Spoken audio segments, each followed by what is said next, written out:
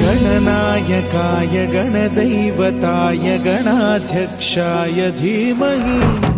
गुणशरीराय गुणमण्डिताय गुणेशानाय धीमहि गुणातीताय गुणाधीशाय गुणप्रविष्टाय धीमहि एकदन्ताय वक्रतुण्डाय गौरीतनयाय धीमहि गजेशानाय भालचन्द्राय श्रीगणेशाय धीमहि एकदन्ताय